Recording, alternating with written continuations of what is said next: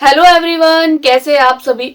आज की वीडियो में हम लोग डिस्कस करने वाले हैं बीपीएससी टीआरई 3.0 की जो रिवाइज्ड आंसर की है 6 to 8 की। वो कल ही आप लोगों के ऑफिशियल वेबसाइट पर जारी हो चुकी है। कुछ कुछ सब्जेक्ट्स की जारी हो चुकी थी कल, तो फिर उसके बारे में डिस्कस करेंगे कि कौन कौन से प्रश्नों के जो जवाब है उनको बदला गया है और कितने प्रश्नों पर जो है वो आपत्ति लगाने के बाद में जो है वो उत्तरों को बदल कर जो है वो वापस से एक बार आंसर की को जारी किया गया है।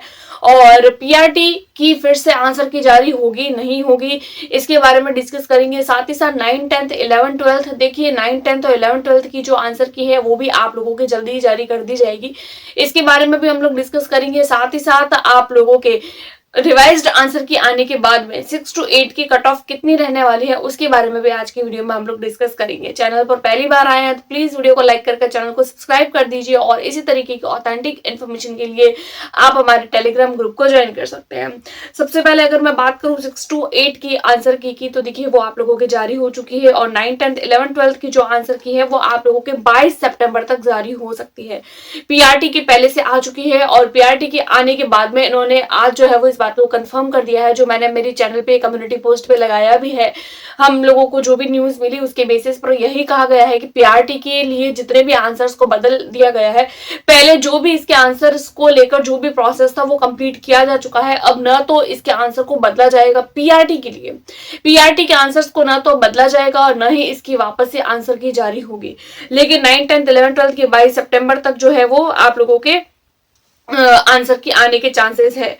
और 6 to 8 की रिवाइज्ड आंसर की आ चुकी है। और सबसे पहले अगर मैं आप लोगों से बात करूं तो कौन कौन से सब्जेक्ट की आई है, तो देखिए Hindi, English, math, science, Sanskrit और आप लोगों के उर्दू, इतने ही सब्जेक्ट होते हैं। इतनी सब्जेक्ट्स के आंसर की आप लोगों के आ चुकी है। वन बाय एक एक करके जो है वो सारे सब्जेक्ट्स की आई है। सबसे पहले अगर मैं हिंदी की बात करूं तो हिंदी में देखिए आप लोगों के एक प्रश्न का उत्तर बदला गया है और वो प्रश्न था आप लोगों के 93 नंबर क्वेश्चन, जिसका उत्तर आप लोगों के बदल दिया गया है। इंग्लिश में, साइंस, मैथ्स में और उर्दू में, ये 3 सब्जेक्ट ऐसे हैं जिसमें कोई भी प्रश्न का उत्तर बदला नहीं गया है। तो ऐसे कैंडिडेट जो इंग्लिश, साइंस, मैथ्स और जिन्होंने उर्दू का पेपर दिया था, तो आप लोगों के जो पहले आंसर्स थे अभी भी वही रहने वाले हैं। आप लोगों के किसी भी प्रश्न का उत्तर को नहीं बदला गया है। उसके बाद मैं संस्कृत की बात करूं तो संस्कृत में आप लोगों के 4 क्वेश्चंस को जो है वो चेंज किया गया है, जिसमें से 3 क्वेश्चन ऐसे हैं जिनके उत्तरों को बदला गया है और एक क्वेश्चन ऐसा है जो डिलीट किया गया है। तो डिलीट करने वाला जो आंसर है, डिलीट करने वाला जो क्वेश्चन है उसका बोनस मार्क्स आप लोगों को मिलेगा और बोनस मार्क्स सारे कैंडिडेट को मिलेगा। जो मार्क्स कॉमन होगा सभी को मिलेगा, क्योंकि इस क्वेश्चन को ही डिलीट कर दिया गया है।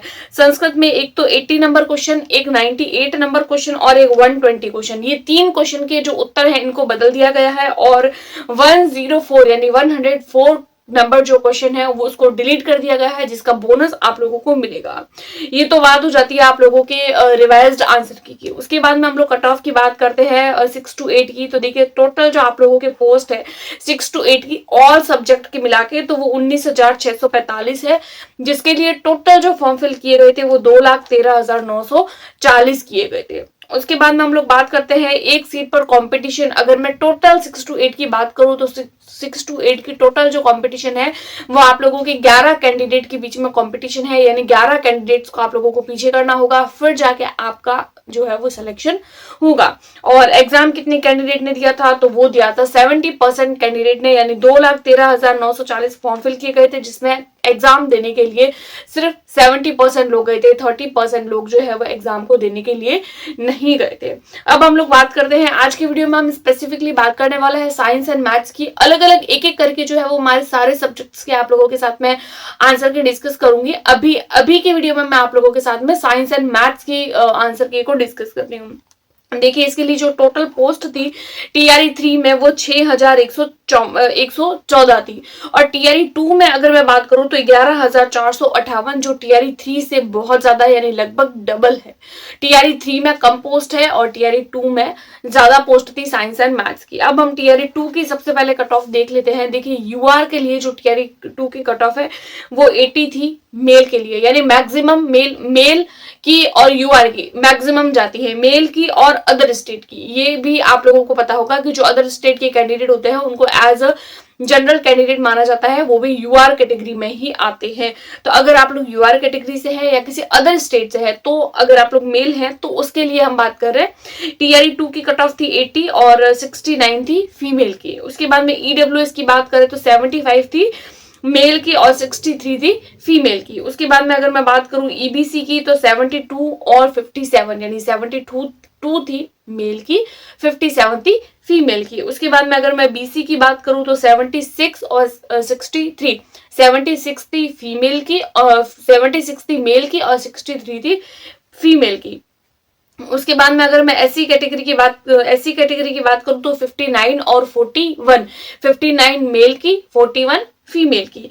एसटी कैटेगरी की बात करूं तो 56 और 39, फीमेल की 39 और मेल की 56। तो आप लोगों की कितनी इस बार की कट ऑफ रह सकती है, क्योंकि जो कट ऑफ होती है वो number of candidate, number of post और कितने कैंडिडेट ने एग्जाम दिया और टीआरई 2 और टीआरई 1 की क्या कट ऑफ थी, ये सारी की सारी बातें। उसके अलावा पेपर का लेवल कैसा था, पेपर का लेवल मॉडरेट टू हार्ड था, कोई ज्यादा इजी नहीं था, तो कट ऑफ आप लोगों की कम जाने के चांसेस है। अब हम लोग बात कर लेते हैं यूआर कैटेगरी में मेल की। तो देखिए मैं आप लोगों को जो कट ऑफ बताऊंगी, अगर आप लोग उस कट ऑफ के अंदर है तो आप खुद को सेफ समझ सकते हैं, क्योंकि आप लोगों की ना तो कोई क्वेश्चन डिलीट हुआ है, ना आप लोगों को कोई बोनस मार्क मिलने वाला है। तो जितनी कट ऑफ पहले थी अभी भी उतनी ही कट ऑफ आप लोगों के रहेगी साइंस और मैथ्स के लिए। यूआर की बात करें तो 75 से लेकर 80 तक मेल के लिए, और फीमेल की हो जाएगी 65 से लेकर 69 तक।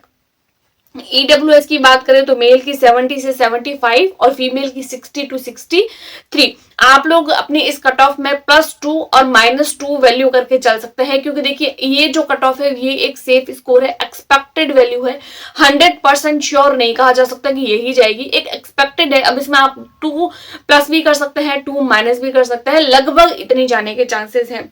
उसके बाद में ईबीसी की बात करें तो मेल में 68 से लेकर 72 तक और फीमेल की 54 से 57 तक, जो काफी कम जाती है फीमेल की।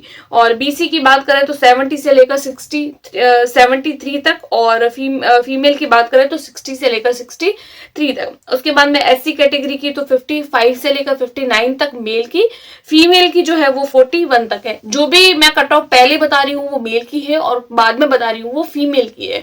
और अगर आप लोगों को एक बार मैं इस तरीके से बोलने में समझ नहीं आ रहा है तो आप लोग उसको एक बार पीछे करिए, एक बार फिर से सुनने की कोशिश करिए, राइट। तो आप लोगों को अच्छे से समझ में आएगा। जो पहले कट ऑफ बोली जा रही है वो मेल की बोली जा रही है और कैटेगरीज तो मैं बोल ही रही हूँ, और जो बाद में बोली जा रही है वो फीमेल की बोली जा रही है। तो मेल की, फीमेल की। तो अगर आप लोग मेल है तो पहली वाली कट ऑफ को ध्यान में रखिए, और अगर आप लोग फीमेल है तो आप लोग बाद वाली कट ऑफ को ध्यान में रखिए।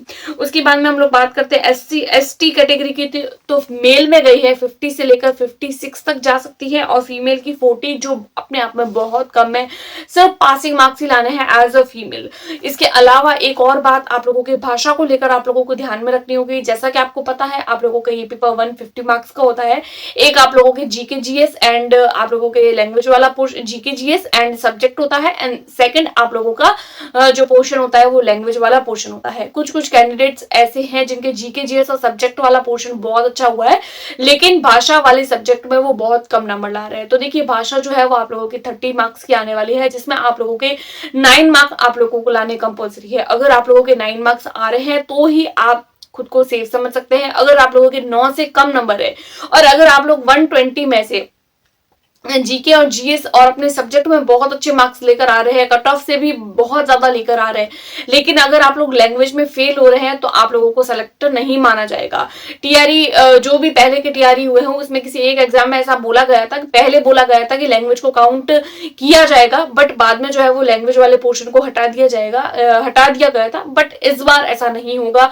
कोई जरूरी नहीं है कि आप लोगों के जो है वो एग्जाम देने के बाद में रूल्स को बदला जाए। तो रूल तो यही है कि अगर आप लोग लैंग्वेज में पास है तो आप लोगों की मेरिट बनेगी, अगर आप लोग लैंग्वेज में पास नहीं है तो आप लोगों का मेरिट में नाम नहीं आएगा, चाहे आप लोग जीके जीएस में कितने ही अच्छे मार्क्स लेकर आए हैं। दूसरी बात, आप लोगों की सीटेट में 90 नंबर, और अगर आप लोगों किसी कैटेगरी से है तो 82 मार्क्स, और अदर स्टेट से है तो आप लोगों को 90 नंबर लाने जरूरी है। तो ये दो क्राइटेरियाज आप लोगों को ध्यान रखने हैं, एक अपने लैंग्वेज और दूसरा अपने सीटेट के एग्जाम, क्योंकि सीटेट में भी पिछली बार अदर स्टेट की काफी महिलाएं थी जिनके 82 मार्क्स थे, लेकिन उनको 90 मार्क्स चाहिए थे क्योंकि वो अदर स्टेट से थी और अदर स्टेट की महिलाओं के लिए 90 नंबर ही लाने होते हैं, चाहे वो मेल हो, चाहे फीमेल हो, चाहे किसी भी कैटेगरी से बिलोंग करते हो। तो ये कुछ बातें थी और कुछ ऐसी बातें जो आप लोगों को भी ध्यान रखने लायक थी, जो मैंने आज की वीडियो में आप लोगों के साथ में शेयर करी। आप लोगों के कितने मार्क्स बन रहे हैं एज अ साइंस मैथ्स, और अगर आप लोग किसी और भी सब्जेक्ट से है तो आप लोगों के कितने मार्क्स बन रहे हैं वो मुझे कमेंट करके जरूर बताएं, और टेलीग्राम ग्रुप को ज्वाइन करना न भूलें। Like, subscribe and share. Thanks for watching.